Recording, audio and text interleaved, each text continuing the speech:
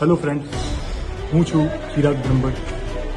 Shri Dwarkadhish group આપણા ભુજ શહેરમાં ભુજ વાસીઓ અલગ અલગ પ્રકારના ટેલેન્ટ રજૂ કરી શકે તે માટે પ્રાગ મહેલમાં આ રવિવારે સાંજે 6:30 વાગે કાર્યક્રમ કરવા જઈ રહ્યું છે.